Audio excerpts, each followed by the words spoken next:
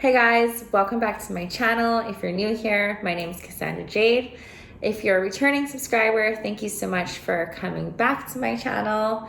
My channel is all about femininity, spirituality, truth, life hacks, life advice, all that good stuff. So if any of that interests you, please subscribe or leave me a comment below. Let me know what you would like to see or hear from me, and let's get started.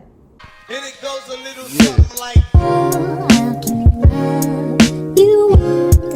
Okay, so today's video is going to be a little bit different because I had something so awesome happen to me recently. I got a raise.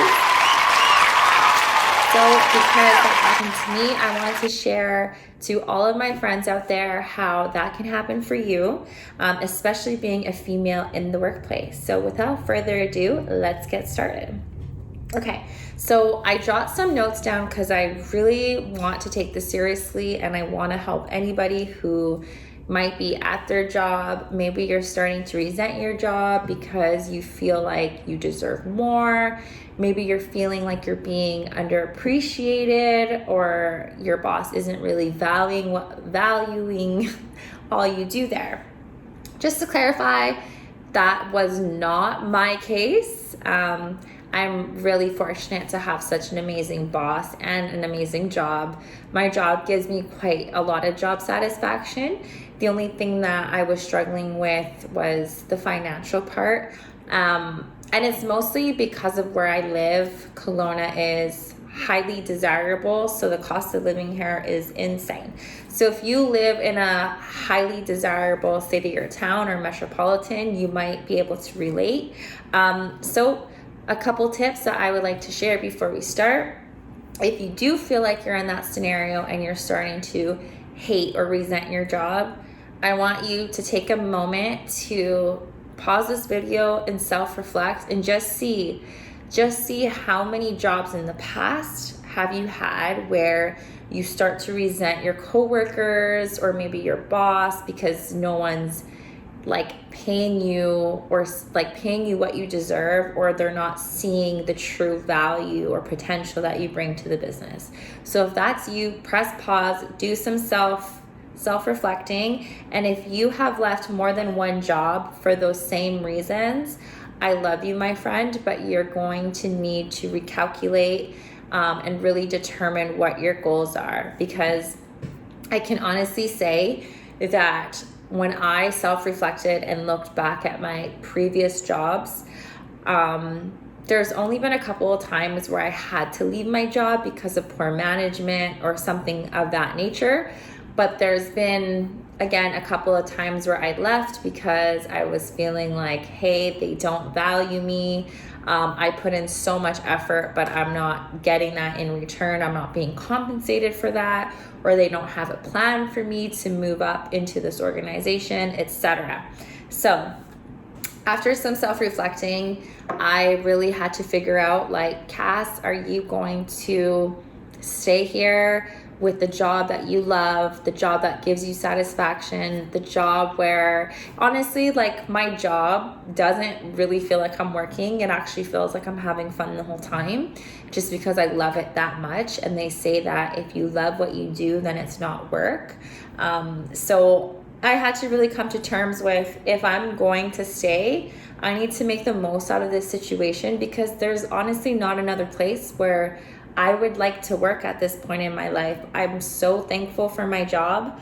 But I'm going to share with you all my tips. So, number one, you have to identify your original job duties, and then you're also going to want to make a list of all the duties that you've took on after being hired.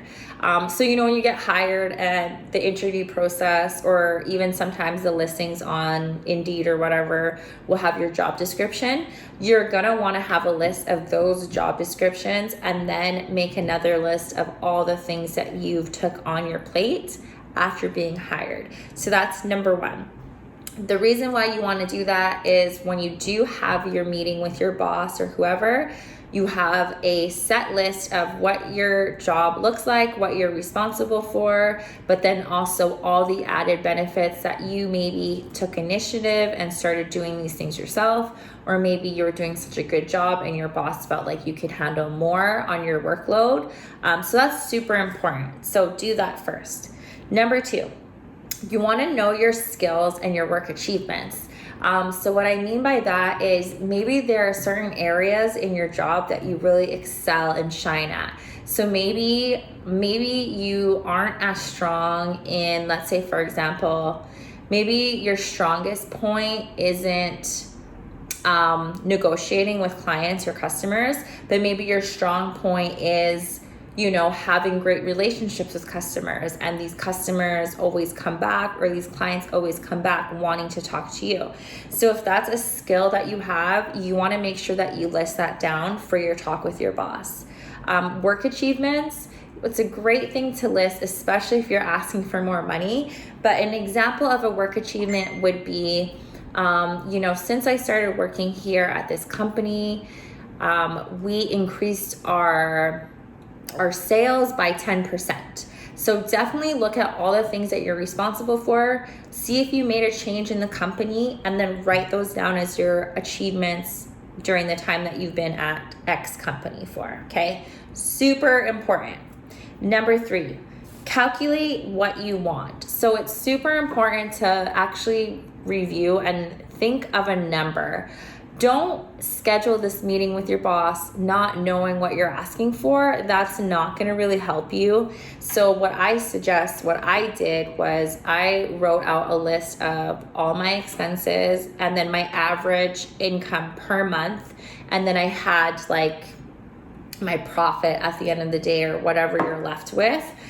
So that's a really good starting point for you to see what actually are you looking for, and what do you need to live at least comfortably, sorry guys, live comfortably. That could be different to a lot of us. So for me, that just looks like being secure at home, making sure that all my bills are paid, having some money to save, but then also having access to an emergency fund. So that to me is like living comfortably and good. To you, that could be like, you know, hitting your financial goals, having enough money for entertainment funds, etc. Whatever it is, have a number in your head, okay? Once you have that number in your head, let's say your number that you want, let's say you want to raise to $26. If that's the number that you're looking to get, then what you want to do is also have a backup number. So you're going to want to do the math, because it's called negotiating. Your boss might negotiate with you. So if they don't accept the 26, you're going to want to do the math and see what you can accept. So don't cut yourself short here, because the whole purpose is to know your value and to get what you want. But if your boss is trying to negotiate, you want to come prepared, okay? Because sometimes if you're not prepared, and let's say you're asking for 26, well, maybe your boss is going to say, well, I can do 23 right now. That might be less than what you can afford right now. So I would say do the math. If you're asking for 26, maybe if he's negotiating, maybe you don't go less than $24, or maybe you don't go less than 25, okay? Also, I'll reiterate this during the meeting part, but if your boss does negotiate with you, and if they're not giving you what you're asking for, you want to follow up and say, okay, well, okay, I understand what you're saying. What do I need to do in order to get to that $26 an hour? Okay, so keep that in mind. Now, next, after you do all that, you're gonna want to get in the mindset, okay? So hear me out. This video is for females, males, whatever, but it is generally harder for females to get raises in the workplace. We all know about that glass ceiling, but I want to share with you why it's hard for us. And I think when you think of males, They really, like, males are very, let's get to the point. I know my value. I know my worth. I should be paid $28 an hour and I'm not taking anything less. That's amazing. We need to learn that from our male friends, because males can identify what they need and they know how to go after it. Where some of us females, because we're super empathetic, sympathetic, all in our emotions, sometimes we feel like, I don't want to ask for a raise because I'm even lucky I have a job. Or what if I ask for a raise and I'm so replaceable? Ladies, I've been there, I understand. But if you don't get in the proper mindset, if you don't know your value and you don't know your worth, you are not going to get a raise. Why would your boss just hand that to you if they don't even know that you want that, or if you're not asking for it? Okay. There's been many cases where, let's say Sally's working at a business for 5 years. She makes $23 an hour, but then they hire Veronica, who's just been there for about 3 weeks, but Veronica makes $26 an hour. Why? I don't know, but it happens all the time. But I can guarantee you that Sally, the person that's been there for 5 years, is probably like, okay, I'm very comfortable here. I could ask for a raise, but no, like, I will never get a raise. But then Veronica comes around and she's like, you know what, I'm not going to work here unless I get paid this amount of money, I get benefits, and I don't work overtime. Honestly, how are you going to get what you want if you don't ask for it? So don't be scared. So that's why I say it's super important to get in the mindset. And here are a couple of things that you can do to help you get in that mindset. So what I did was before I scheduled my meeting, I spent probably the past 2 nights meditating and just getting in a clear headspace, really trying to eliminate any insecure thoughts or feelings, that voice in your head telling you, oh no, like just stick it out, be patient, or maybe look around for another job. Tell them to shut up. Tell those voices to shut up. Meditate and really set the intention of, I know my value, I know my worth, I'm a hard worker, my boss understands, he sees the value that I add to this company, So you want to get in that mental state, okay? Number 2, to get in the good mind state, is do some role playing.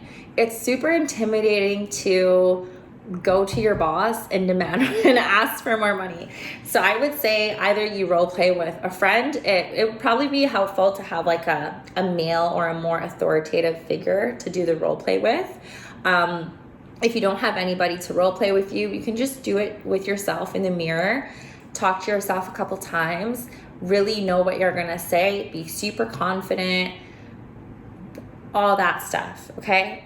Last tip I would say is manifest or journal. So what I mean by that is the couple days before I had the meeting, I was already manifesting. I had my number and I was like, this is my number. I'm not accepting any less. But as a backup, I did have a backup number, but I said, I'm not going to take any less than this. My boss is going to give me what I'm asking for. He's going to see my value.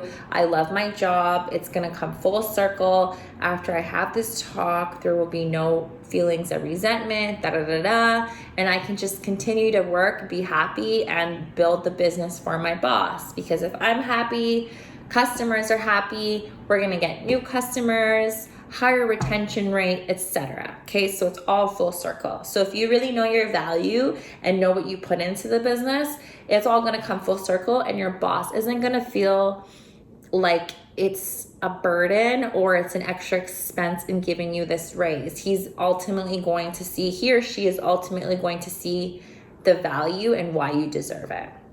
Okay, so the last thing that you're going to need to do is schedule the meeting itself. Okay, so excuse my attire today. Hello, I live in Kelowna. It's hot out and I'm just on with my internet friends.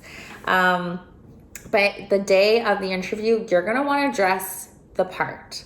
So don't expect to go up to your boss wearing just casual. You want to dress for exactly what you're asking for. So if you're asking for $28 an hour, I would highly suggest against going in there in sweats or leggings or shorts, or your hair is like all messy and it looks like you just rolled out of bed. No, you should definitely wear some more business attire clothing. If your job is more, you know, semi-casual, you can still dress casual, but there's ways of dressing your casualness up. So ladies, gentlemen, if you have like, you know, like a tank top or a basic tee, put a blazer over it and then wear some nice pants. Like, there's ways to dress things up, okay? I'm not telling you go outside, go get a whole new wardrobe.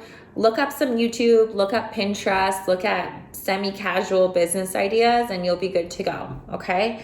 So it's super important for you to dress the part, because if your boss sees that you're taking this scheduled meeting seriously, they're gonna really value that, okay? And it's really gonna improve your chances of getting your raise. I forgot to mention, during the process of you actually in the meeting with your boss, I wanted to mention a couple things. So let's say your boss isn't ready to give you that raise at exactly the number that you're looking for. Then again, like I said, previously was, have your backup number, but also ask the follow-up question as to, okay, I understand what you're saying, but what do I need to do to get to my goal?